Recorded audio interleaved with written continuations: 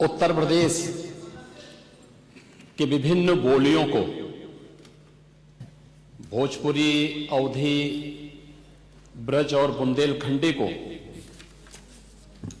इस सदन में सम्मान मिल रहा है और हमारी सरकार को इन सब के लिए एक एकेडमी का भी गठन, अलग अलग एकेडमी के गठन की कार्रवाई को भी आगे बढ़ा रही है। ये सभी हिंदी की उपभाषाएं हैं, यानी हिंदी की बेटियां हैं। भाषा की समृद्धि के आधार हैं और हमें इसका स्वागत करना चाहिए। ये सदन साहित्य केवल विशुद्ध साहित्यिक और व्याकरण से के विद्वानों की नहीं है,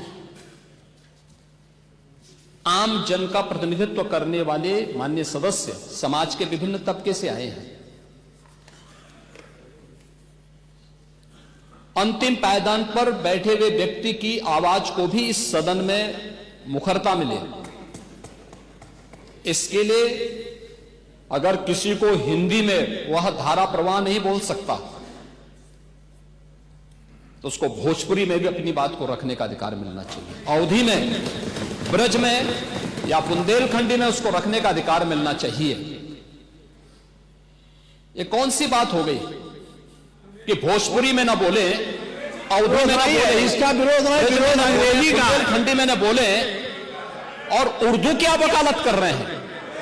ये बड़ी विचित्र बात है।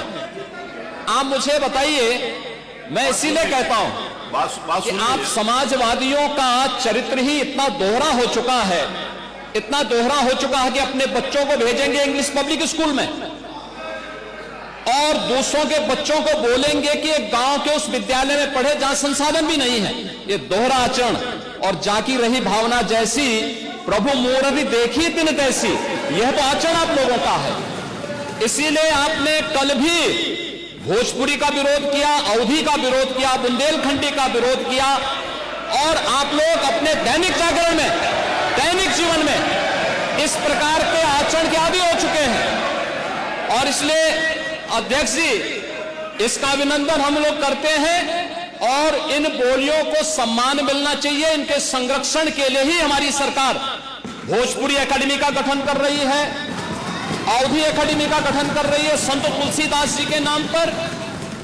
इसी के आधार पर ब्रज भाषा इतनी समृद्ध भाषा है।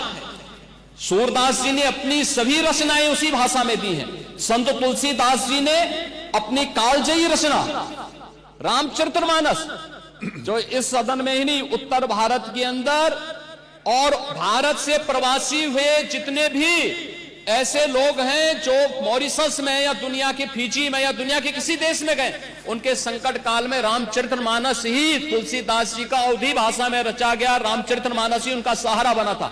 और आज जब उसको सम्मान मिल रहा है तो आप उसका विरोध कर रहे हैं। बड़ी विचित्र सी स्थिति है। आप हर अच्छे कार्य का समाज, आज के यही ढोंग है आप लोगों का, यही ढोंग है। हर अच्छे कार्य का आप विरोध करेंगे, हर अच्छे कार्य का आप विरोध करेंगे।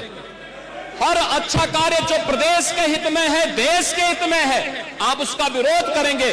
और मुझे लगता है इस प्रकार के विरोध की निंदा होनी चाहिए और हम इसका समर्थन करते हैं जो उत्तर प्रदेश की बोलियों को सम्मान मिल रहा है। मैं आपका धन्यवाद करूंगा और विधानसभा सचिवालय को इस बात के लिए धन्यवाद दूंगा।